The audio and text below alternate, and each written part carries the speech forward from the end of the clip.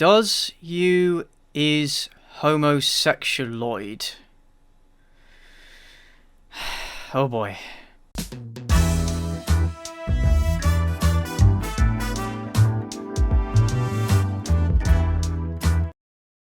To celebrate my reaching over 2,000 subscribers, which has now turned into over 4,000 subscribers, holy shit, thanks again for that guys, I asked you to ask me questions. And you did. Far more than I was expecting and can realistically answer. But I'm gonna have a go.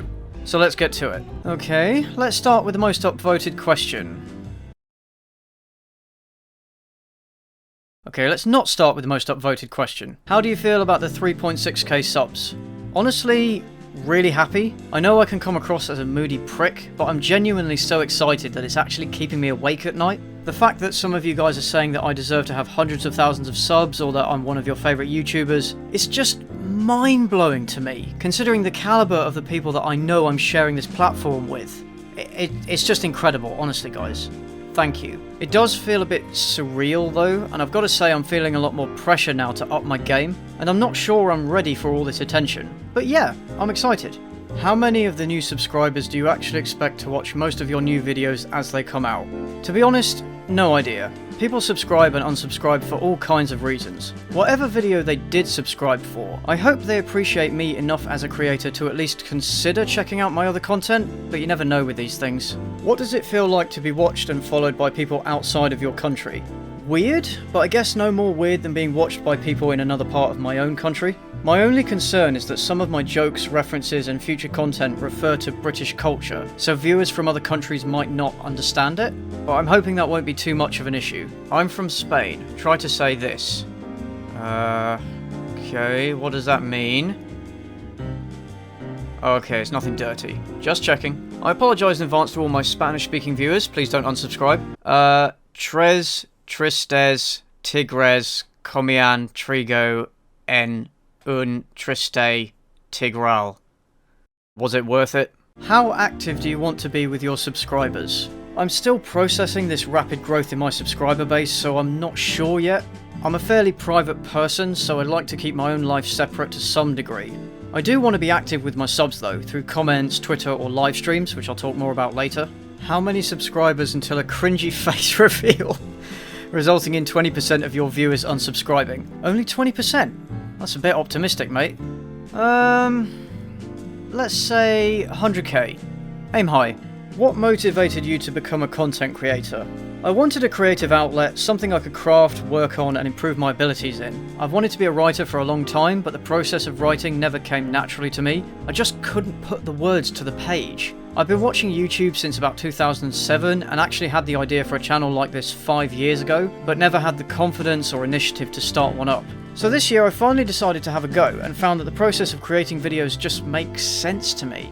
It makes me wonder how things would have been had I started 5 years ago. Maybe I could have gotten pretty big by this point. I still beat myself up over it, but I've been telling myself that it's never too late to start. I've also never really put myself out there this much before, so I'm hoping that doing this channel will improve my confidence, which I can then apply to other areas of my life. That was a bit naive of me, wasn't it? And lastly, I like making people laugh. I like entertaining people, and I like taking the piss out of things. And this channel allows me to do that. A whole bunch of you asked me about my avatar, so there's a few reasons behind it. The initial idea for this channel was to base it around the ancient Greek cynical philosopher Diogenes, who was an absolute mad lad. If you don't know about him, seriously, go and look him up, you won't regret it. And he used to hang around with dogs, so I was thinking of using the dog as a sort of sidekick like Jontron's Jacques or Chris Ray Gun's Paul. Because I can't draw for shit, I commissioned an artist I know to draw the characters for me. The dog is based on my own dog Luna. She's nothing like my persona though. She's actually quite sweet. I ended up dropping the Diogenes angle, but I liked the dog head. In fact, the word cynic derives from the ancient Greek word for dog-like, because the ancient cynics like Diogenes were known for their shameless rejection of conventional norms and was said to live like dogs. To me, the black dog represents both cynicism and depression, themes quite close to my heart as you can probably imagine. The human body was just so I could do poses and make gestures, and because I thought it was funny. So that's it. It's just an image that has meaning for me and fits in with what I'm doing on the channel. Never in my naive little mind did I ever think that people would take this to mean that I'm a furry. I'm not a furry. I've no interest in furrydom or whatever you call it. This is the first time in my entire life I've ever used an animal to represent myself. I'm not a furry, so stop asking. Do you like pineapple on pizza? No, and anyone who thinks otherwise should go straight to a gulag. How do you make your videos? There's quite a lot in that question. I'll do a quick summary.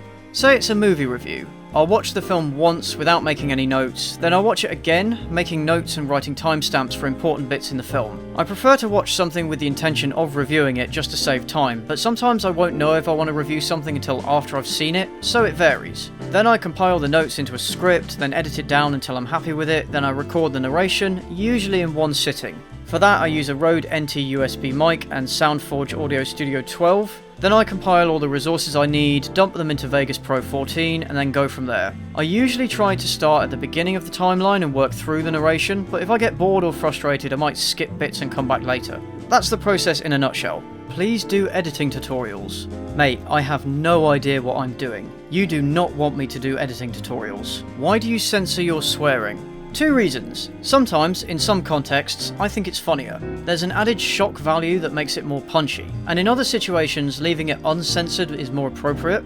The other reason is YouTube. I would like to monetize at least some of my videos, and YouTube doesn't like swearing much because of all the kiddies. I'm expecting to get some videos demonetized, but if I can help it, I'd rather not. Why are you not a furry? Because I'm not. What is your favourite brand of tea? Oh, yes, Jessica, that quintessential British question. Probably Tetley's, because I'm a pleb. Who inspired you to make a YouTube channel? No one in particular inspired me to make a channel, I just felt like starting one on my own. But it was reassuring to know that there was an audience for this sort of humour. Having said that, as much as I am trying to do my own thing, I've definitely been inspired by IHE, as people keep reminding me, Your Movie Sucks, and Vox's Productions. I like their humour and their editing styles, and I'd be lying if I said that some of it hasn't rubbed off on me. As for my favourite YouTuber, it's a toss-up between Internet Historian and Vox's Productions, the latter of whom I would highly recommend you check out if you like my film reviews. If I could collaborate with anyone, it would be him. Other channels I have a great deal of respect for include Emp Lemon, Mumkey Jones, Frederick Knudsen, Colossal is Crazy, and Count Dankula. But honestly, there's too many to mention. A smaller channel that I cannot recommend highly enough is Cynic Snacks. He reviews those shitty bargain bin movies, you know, the ones that try to scam their audiences into buying them. He combines insightful comments with witty, cynical humour and employs superb animation that he makes all himself. The production values on his videos are phenomenal, and it's absolutely disgraceful that he only has 400 subs. So please, every last one of you, when this video is finished, go to his channel and watch all of his videos. You won't regret it, trust me. How do you feel about being a furry? Absolutely nothing, because I'm not a furry. What's your professional field outside of YouTube? You know what a fluffer is? The person who has to keep the male porn star hard in between filming? Well, that's what I'd rather be doing, because I work in customer service. Who's a good boy? I am. I'm a good boy. Yes, I am. Yes, I am. I'm still not a furry. I'm curious what part of the UK you're from. Yeah, nice try, MI5. Not looking for an address, I'm not a crazy stalker, ha ha. You're not selling yourself well here? I live in the south, about an hour and a half outside of London. That's about as much as I'm willing to say. Are traps gay? No. Unless the balls touch. What other hobbies do I have outside of YouTube? I guess the most noteworthy one is that I play Dungeons and Dragons. Feel free to nerd out about that in the comments. I read, mainly history books and fantasy fiction. I'm also a big fan of dystopian and post-apocalyptic fiction. I also play video games, not nearly as much as I used to, but still a fair bit. My favourite games of all time are Baldur's Gate 2, Dragon Age Origins, and The Witcher 3. I love fantasy RPGs and story-driven games in general. I also play a lot of strategy games like the Total War series and Crusader Kings 2. I don't play many multiplayer games, although I did play Overwatch for a few months before getting bored, and I occasionally play a few rounds of CSGO. Which new games are you planning on getting? Most AAA game releases don't interest me at all, and I'm one of those idiots who spends way too much money in a Steam sale and then never gets around to actually playing the games, so I'm trying to finish the ones I have. I was excited for Red Dead 2 because I loved the first one and this one looks really good, but it's not been confirmed on PC, so f*** me I guess. And of course, I watch movies, and to a lesser extent TV as well. My favourite movie is The Last Samurai. I'm not keen on Tom Cruise, but that film has so many things I like in a story and in a film that I can watch it again and again and never get bored. I'm also a big fan of dystopian and post-apocalyptic films, and another idea I had for my channel was to focus on reviewing those. I might still do that in the future. My favourite science fiction film is Aliens. I fucking love that film. What do you think is the most overrated film you've ever seen and why? I'm going to combine that with another question. What good movie did I not like? And I'm going to say Mulholland Drive. Critics loved it, it's been called one of the best movies ever made, it's well shot, well acted, blah blah blah, but I just felt like I'd wasted 2.5 hours of my time. It's not because I didn't understand it, it's because no one understands it, which is the point of the film, and that just doesn't appeal to me in the slightest. What bad movie do I like? I'm going to say the Matrix sequels. I know a lot of people hated them, and they are worse than the first one, but I just really like them. There's just something about that universe and its themes and the colossal scale of some of the battles that just kept me gripped, despite the many problems those films have. As for TV, my favourite TV show is South Park, followed closely by Peep Show. Because Disenchantment was such a disappointment, what shows have surpassed your expectations in the last few years? The first one that comes to mind is The Man in the High Castle. I'm a big fan of the book and was a bit sceptical about what they do with the material, but they've made it work and I found it very gripping. I'm currently watching season 3 and it just keeps getting better. I'd also say Rick and Morty, which I finally got around to watching a few weeks ago. I was expecting it to be really overhyped, especially because of the fan base, but it is clever, original and funny, and I really enjoyed it. Do you watch anime? I don't actively seek it out, but I will watch it if it seems interesting. Examples of anime that I've liked include Vampire Hunter D, Akira, the Hellsing OVA, the Ghost in the Shell movies, Sky Blue, and the Studio Ghibli stuff. Princess Mononoke is my favourite animated film. It's a goddamn masterpiece. Shrek is also very high up there as well. I can almost quote that film verbatim. Favourite music? My favourite genre is progressive rock or progressive metal. My favourite band of all time is Pink Floyd, and favourite album is The Wall. The live version though, it's better than the studio version. I like rock and metal in general, but I listen to all sorts of things depending on what mood I'm in. Another of my favourite bands is Sabaton. They're a power metal band that makes songs about history. They are so good, and they keep getting better with every album. I would definitely consider checking them out. Okay, time for some random questions. Do you believe in the paranormal? No, I think the paranormal is bullshit. What celebrity do you wish to meet? Dave Grohl. That man is a fucking legend. Do you think universals exist as real and distinct entities or only as mental constructs? Mate, I take the piss out of things. Why are you asking me these questions? Thoughts on the Ford versus Kavanaugh case? Yeah, I'm not going anywhere near that one. Are you a furry? No. How likely is it that you are indeed a furry degenerate like myself? Literally 0. Have you considered the biological makeup of your character? No, because it's just a picture. Since you're not a furry, thank you. What is your fetish of choice? I'm pretty vanilla, but I appreciate porn with a good narrative. And no plot holes. What do you think the biggest problem in entertainment is today, and what would you do to fix it? I think the biggest problem is the lack of willingness by movie studios to take risks, hence why there are so many sequels, remakes and reboots. And because those IPs already have an inbuilt audience, there's little incentive for the studios to make those films good, because they're probably going to make the money anyway. I know filmmaking is a business, but I'd like studio executives and producers to care a little bit less about making money and more about making something that's actually good and that people will remember and will last forever. But you know, that's just a crack pipe dream. What is hunting you down in your dreams? Aside from all the accusations that I'm a furry, crippling student debt, an uncertain future, and Sierra Burgess's face, what features would you like to see implemented on YouTube? Rather than adding features, what I want them to do is fix what's already there. For example, don't mess around and cause glitches that cause people to lose subs. And improve the level of support that they provide to content creators, because at the moment they do pretty much fuck all unless your channel is enormous. And one thing I want them to do, which they will never do, is arbitrate copyright disputes. Right now, if you dispute or appeal a copyright claim, you're appealing to the copyright holder themselves. YouTube doesn't get involved. So guess who has all the power to determine whether your content is fair use or not? Yeah. YouTube needs a dedicated legal team to examine videos and settle disputes quickly and fairly. But that's never gonna happen. You're probably using YouTube wrong. Oh, I see what you did there. Do I have any advice for new YouTubers? I'm still a small fish in this giant ocean, so I'm not sure how useful my advice will be, but here's what I will say. Make what you want to make, and try not to worry about what people think. Be prepared for disappointment, but be open to anything. Get a thick skin. Quickly. People are going to say mean things for mean reasons, because this is the internet. Just know that going in and get ready for it. And most importantly, don't give up. I've lost count of all the times I've already considered giving this up, so hang in there, because you never know what's gonna happen. Let's finish off with a bunch of questions about my channel and my plans for it. Are you planning on doing this full time, or is this more of a hobby? It's a hobby at the moment, but if I can make it work, sure, I'd like to do this full time. I don't think I'm ready for that yet. I need to do a lot more planning and sort my life out basically. I have applied for monetization, so we'll see where that goes. Are you planning on heading in a specific content direction?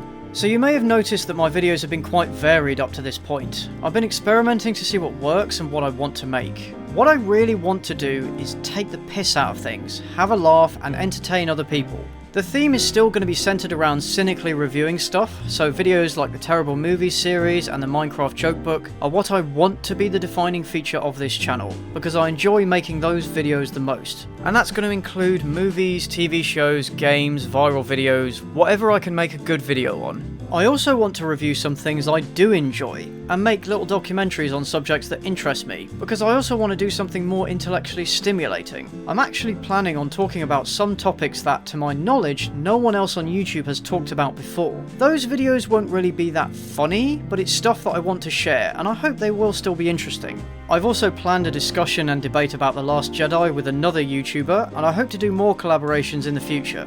Now, as much as I appreciate the huge boost that the plot hole video has given me, I don't want to make that type of video very often, because I find them quite mentally tiring to make, and I've no interest in starting drama or beef with other channels. The only reason I made that reply video is because he was talking about an issue that was somewhat relevant to my channel, and because I wanted to challenge myself to come up with an argument in response. I'd hoped to get a few extra views off it, but I never expected it to blow up as it did. I know that a lot of you found me through that video, but please don't expect me to make those on a regular basis, unless something particularly tasty comes up that I feel inclined to respond to. Also, with the serious reviews like the Disenchantment video, I'm much less confident making those videos, so I don't plan on making many more of them for the time being.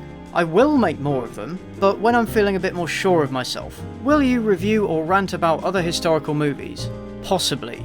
I need to find ones that are bad enough to take the piss out of. 300 is very tempting, but it's so over the top that it's almost a parody of itself. We'll see. Do you have a Discord? I use Discord personally, but I don't have a server. At the moment, I'm not sure what I'd do with one.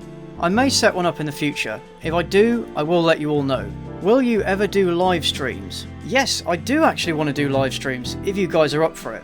I have a few ideas. I wanted to do a review of Hunt Down the Freeman, but I think it might be more interesting to live stream it so we can experience the pain together. And then maybe I could play terrible video games on a stream just as a regular thing. Also, I wanted to go through the other Minecraft Jokebook I mentioned at the end of that video. I think it would be perfect for a live stream. James is willing to add his sexy voice again, so it should be good.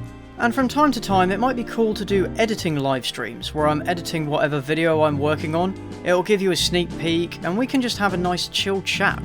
I'm well up for that stuff, so let me know what you guys think of those ideas, and maybe we can make it happen. This brings me to the last point I want to make. Cards on the table, guys. I want to make the content that I want to make, that makes me laugh and that I find interesting.